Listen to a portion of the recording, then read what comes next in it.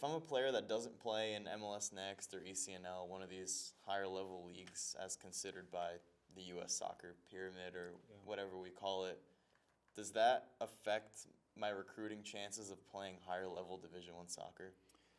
I would say that those environments are very well publicized, and those environments are really covered. Like I know we'll be in Nashville and we'll be in Seattle. However, I would say I don't think it hurts your chances. I just think you have to look at figuring out how you get opportunities a little bit differently. And I always go back to the biggest thing to increase your chances is a lot of time with the ball, less time on the phone, become really, really good at what you do. But you might have to, get into places where you can be seen by college coaches because I don't know, there's a ton of, players that just don't have the means and playing high school soccer. And then, as a high school coach advocating for them, I could count on, maybe two hands how many high school games I've been to, but certainly if I hear of a player that, hey, this kid is big time, I will go. So how do you get the word out? What sort of means are you doing to communicate to coaches? Who do you know that knows other people? But for sure, if you're playing in MLS Next or in ECNL, and you're on a good team, you're going to have 50 to 70 coaches on the sidelines watching you. That doesn't mean you have to do that, but that does guarantee you some looks. So why is it guaranteeing me looks? Is it because the level's higher? Is it because you have references that coach at those games? Like what's causing more college coaches at a higher level to go and watch those leagues as compared to maybe a state league or something that's not necessarily considered a higher level by U.S. soccer standards? Yeah, I would say where the coach's shoes, all of us have budgets. Now some of us have, budgets where we can be concerned about things a little bit less. But to travel to, 35 different state league tournaments and, in a state, how many good teams are there in a state? If you're in, I can't speculate on that. Whereas if you go to these national events, and that's what we're going to, the national events, and those leagues, just for whatever reason, they've done a good job separating themselves. Now we can go watch, teams from every state. And, that doesn't dismiss those that can't get to those places. If there's a player in Mississippi that's not on an ECNL or an MLS team, then, when the player gets good enough and the buzz starts going about him, I think any one of us will travel anywhere in the world to find a good player. So I want to point out those places that if you don't play MLS Next, if you don't play ECNL, if you don't have the means, if there's not a local team, let's start off with the ID camp. Why is that a good alternative to, if you can't play for one of these higher level leagues, to go to ID camps either during the summer or during the year to get exposure with college coaches? I would just say, okay, look, and maybe you don't go to an ID camp this year. Maybe just chart how many college programs have watched your team play over the last year. If that number's really high and you're being seen a lot where you are, then probably you're in a good spot if you're a really good player. If you show up and, there's been one college coach there in 2 months, then I would go where there's a bunch of college coaches. And that's at ID camps. And so how do I determine what's a good ID camp and what's a bad one? I think that when I was doing my recruiting, I was always trying to go to where the coaches I wanted to play for went to. So is that a good strategy only to go and try and get in front of like those 5 or 10 colleges that you've nailed down? Or is it a good idea to kind of go and just be in front of college coaches so that I can practice on what I need to do when I get in front of them? Yeah, and obviously this conversation is about identification, and when you look at it, ID camps, there's so many of them. And, when you're at the younger ages, when, the pyramid should be a lot wider in terms of what schools you're interested in. As you get older, the pyramid should get a little bit narrow, a little bit more focused on academics, social, soccer. But at the younger ages, I would go where there's more college coaches. I wouldn't go where they advertise, oh, these coaches are going to be watching via Zoom. I would want to go to a place where if they said, okay, Wake Forest is going to be there, not just Wake Forest's logo, which coaches, Notre Dame, Pittsburgh, some of them just flash out a logo and everyone thinks, oh, they're coming, but then, they get there and that school's not there. At least when you know which coach is going to be at the event, you could have some correspondence with them leading up to the event, if you're of age to be able to receive emails back. In terms of identification, I can go and play for leagues, I can go to ID camps. What do I need to do to impress a coach once I'm there, and what kind of preparation do I need to have to perform at the highest levels when I'm actually get the chance to play in front of the coach I want to? Yeah, it's a great question, and I'll come back to that. And, I think, it's ID, but now you could go to it's an ID camp, but you have some of the best coaches in the country all at this event. And let's say you have a good player, and now he gets to spend 2 days with some of the top minds in this country at the college level. I think the bigger value is how much better can you get? Can you pick up one thing from the Notre Dame coach, one thing from the Wake coach, one thing from the Clemson coach? So I would go into it, one, to have fun, and can you develop, and then at the same time be identified. But back to your question in terms of what to do, I think the first thing any coach should say to all the players is relax, and you're going to screw up. The game, there's mistakes all over it. All of us have made mistakes playing this game. So when we release you to go warm up, don't think you have to be perfect out there. Have a blast with the day. Enjoy yourself. And then, understand who you are as a player. So many times you go to like all-star games or you go to ID camps and, a player that is very good in 1-2 touch feels like he has to do more. And then he starts over-dribbling or tries to, do things he wouldn't normally do in a high-level match, which is just play simple, really good all the time. Every one of us would take that guy over the high-risk guy that, it's like 30% success, 70% your team's having to defend because he wants to do stupid things on the ball.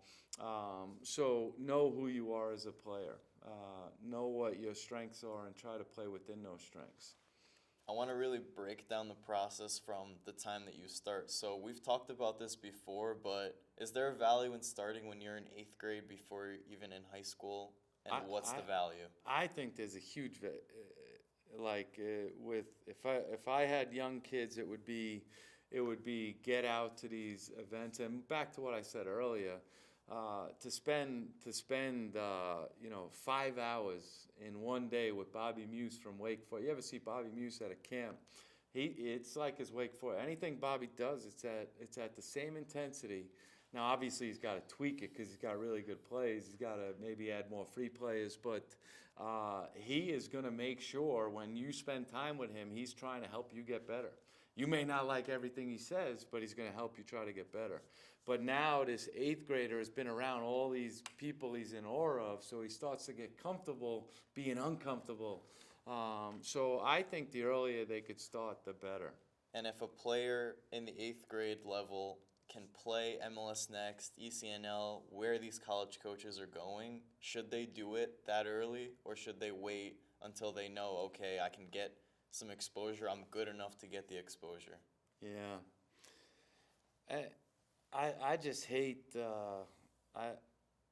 I can't stand when people say this is the absolute way you have to do it. I mean, I grew up in an environment where I couldn't afford to play on some of these teams. I couldn't even come close. So I think every situation is really, really different. All I can tell you is in these higher leagues, if the team is good and doing the right things on the field, there's going to be massive exposure. Okay, and then from there, I'm getting the exposure. Should my main focus be I need to become a really good soccer player? What's the first thing that I need to for sure dial down? If I don't have this, there's no way I'm gonna make it in college soccer. I think, there's so many intangibles, but what's our game played with? It's a question for you. What do we use in our game that no other game uses? Your feet. Yeah, and what are we all trying to do with a certain thing on the field? You're trying to score goals. You're trying With to what? With the soccer ball. With a soccer ball. Yeah. So. You're talking my game here. Yeah. I'm all about ball mastery. Yeah, it's that start there. Get really, really good with the ball.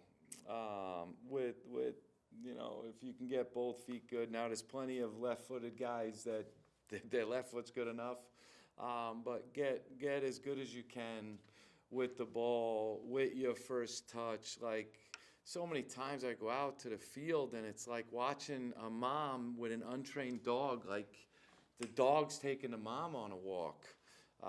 Where if the ball's taking you on walks all over the field, I would stop even worrying about getting identified. I'd get out and get better with the ball. You're making me smile ear to ear because my thing is ball mastery, right? I think if you don't have control, we talk about the four pillars of the game. Yeah. Technical, tactical, physical, and mental. I think the technical just completely, solves 60% of the problem, I think, for players. And it's a giant piece, and there's so many. That's what's great about our game. There's so many different things you could break down and look at, but the one constant is there's a ball, and you got to be good with it. And then you start going into not just the ball at your feet, but being able to play longer balls, shorter balls, not just being able to hit a target, but how fast can you get your ball there? Is it driven? You watch the game on Saturdays in the EPL. The game looks simple. You look at the data points. It's just because the ball's moving so much faster. Even as talking to youth coaches, if your team is, they look good, but every pass is soft and they're being cautious with it, I'd rather see more mistakes at a young age, but pinging the ball in and getting them used to it. Trusting each other, not being afraid to go after hitting it hard because the technique might not be there yet. Just the pace of which the ball is moving really separates players. After you start looking at that first touch and things like that. And I should be able to play a ball to you anywhere, and it goes where you want it. And if I throw a ball for you to head it, it's going, in a direction to where the ball needs to go. There's so much you can do with getting really good with the ball. And then once you get really good with the ball, the game becomes a lot more fun. That I completely agree. Yeah. You're speaking my language right now, Coach. Yeah. So, in terms of that development,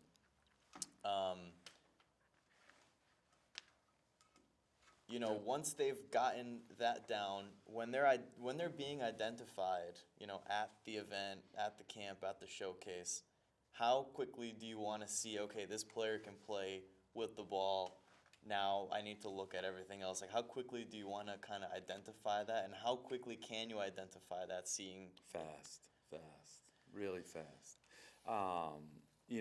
When you look at really I hate to say it, I wish it wasn't like this. I think in some countries you go and it's hard to figure out who's more technical. I hate to say it, for coaches in this country, it's easier because there's a lot less players that are really good technically. But there's just something about, how far his heel comes forward when he passes the ball. There's something about his hips. There's something about how the ball sticks to him. And then it's like, okay, now that's a kid I need to look at. It's a big, big priority for us at GCU in terms of uh, the biggest thing we need to get really better at, focus on our recruiting is players' technical ability. It's a giant piece. Yeah, when I saw you guys playing against Mount Sac, there were some Yeah. players that had like Velcro on their feet out Yeah. there. So like I can Yeah. definitely see why it's so important. It affects decision making, it affects the speed of play Yeah. and all the different things. So is that something that's specific to your coaching style and what you want to see in your players, or across the board, coaches at the higher levels, they need players that have the technical ability over everything Yeah, else? I can't say all of us, and we all play different ways. Some play a little more direct and press, but I can't imagine any one of us isn't looking at the player's technical ability. I think it's a big piece. Now, some might value a guy that can hit a 70-yard ball consistently, and maybe live with some of his shorter passes and not being as accurate. So I think there's a preference in regards to that, but I think all of us value technical ability. What are the other things now? Obviously, I know this and you value this. The technical ability is the number one factor on the field that players should focus on. Now, in terms of more identification, what are the other things maybe off the field that a player needs to do to first get on your radar before you even watch them play? And then once you've identified that they're a technical player, you're interested, what do they need to do to continue to stay on your radar for identification purposes? I mean, obviously, we're higher education, right? So there's an education component to it. We travel all over the U.S., we travel all over the globe, and there's some times where we absolutely love a player, but they only have 3 years of English. So that's the academic piece to it. Or, they're missing, 2 core units. So making sure that you're with somebody that understands what you need in terms of the academic requirements. And then, I think it's pretty simple because it starts your freshman year. The better you can do academically, the wider your cone can be in terms of schools that you might have the ability to go to. So that's a giant piece.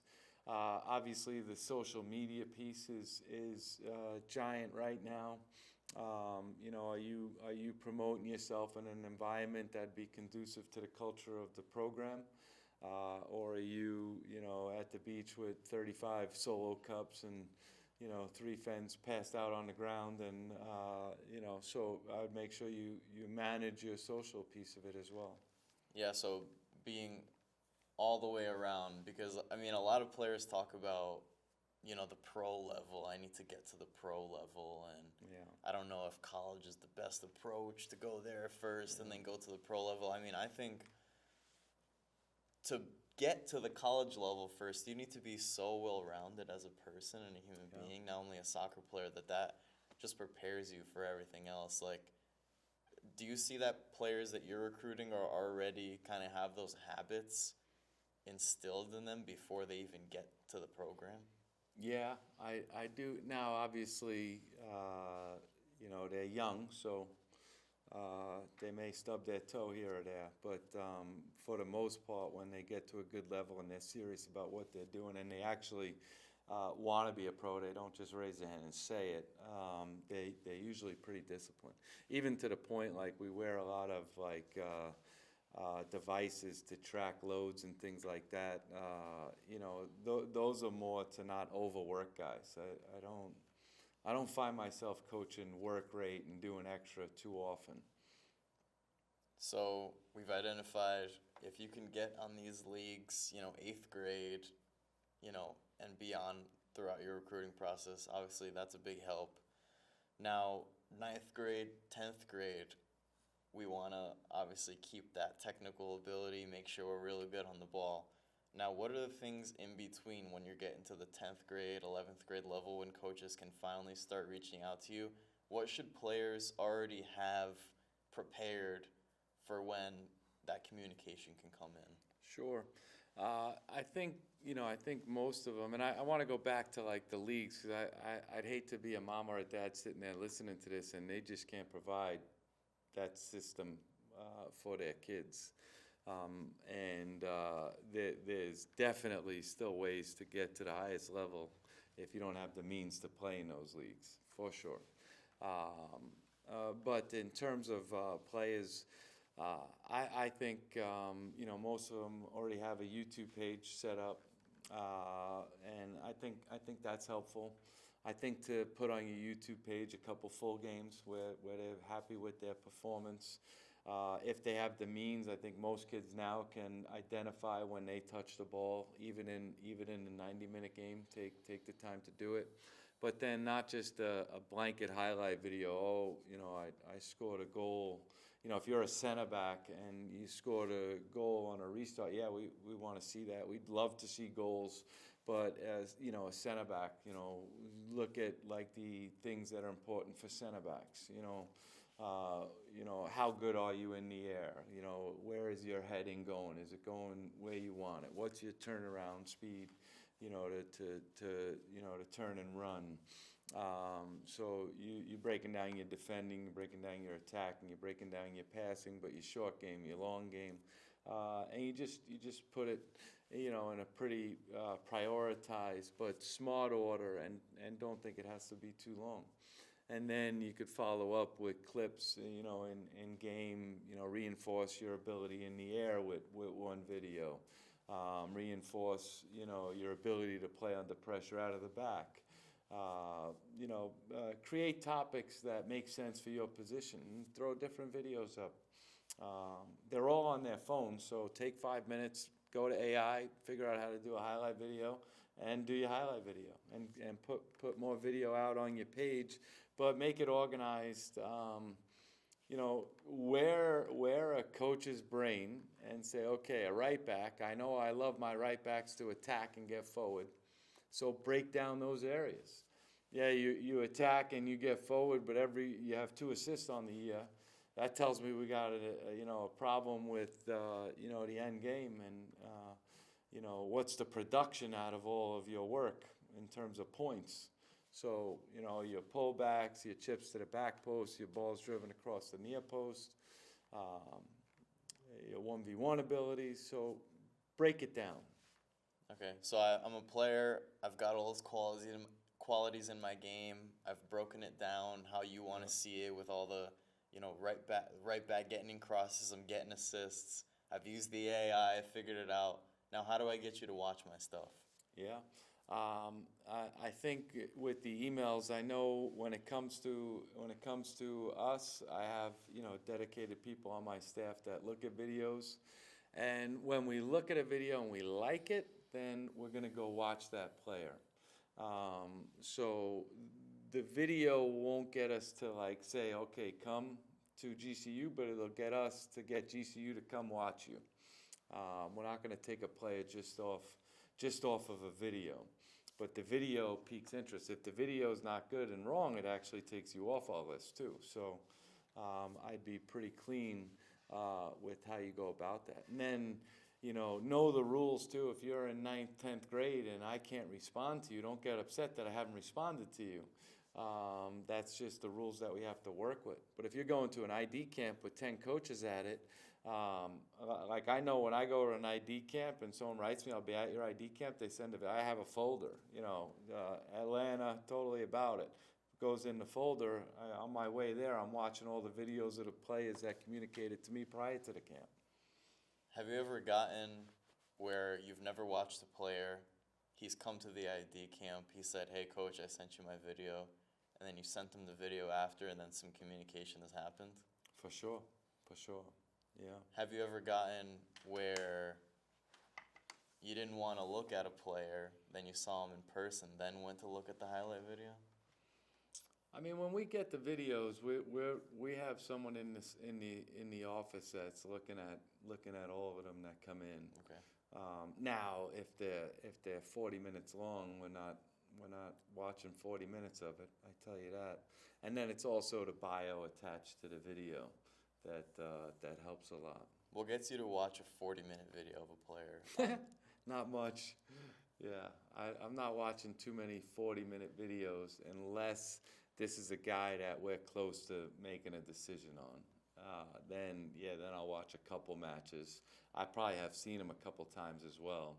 And then, yeah, I'm watching. I don't want to watch highlights at that point. I want to watch matches. I'll just sit down and, get some chips and watch a youth match.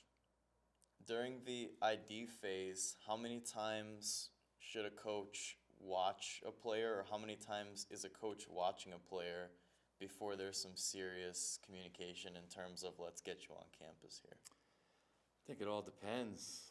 I think it all depends on which coach it is and how they go about it. But if I see someone quick and I like them, I'd rather not have to be talked into watching them 2 or 3 more times to see if I like them.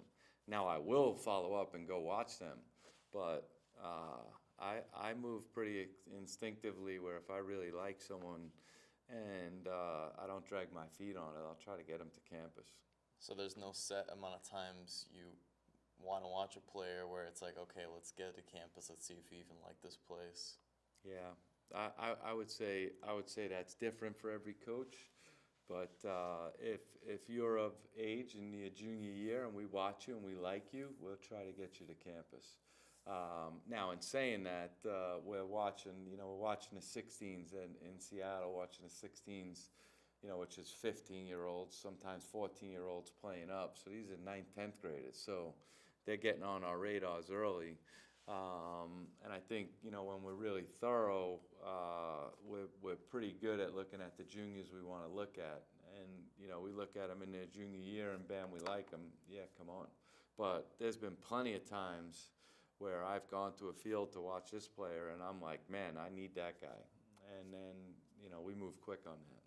So June 15th, the junior year, Yeah. that's the earliest you can bring someone on That's campus. when we can communicate When to you can them. communicate. And then it's when they start, for their senior year, for their junior year, start classes. So, But yeah, verbal communication is that June 15th. okay, so they can't come to campus before then? 'Cause- They can come. They can come to campus, but in terms of bringing them on official visits, it's after September 1. Okay, so if a coach is really interested, they'll be bringing you on campus as soon as that date hits or close to it. Yeah, and I would say on the men's side that and there are exceptions to this. Really high academic requirements, and their pool of players is much more narrow. For me, if I can watch a player develop into a senior year, I'd like that. But then there's some exceptions to these really high-level juniors where if you wait too long, they're not going to be available. For me, I'd rather see that develop. I mean, men develop a little bit later than girls do, right? So I'm pretty comfortable waiting until they're going into their senior year.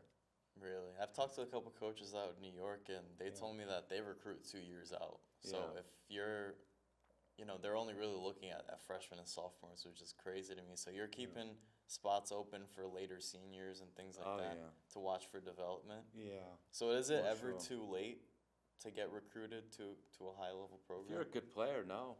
No, you could deal, some guys deal with injuries. Some guys actually, try to pursue something overseas.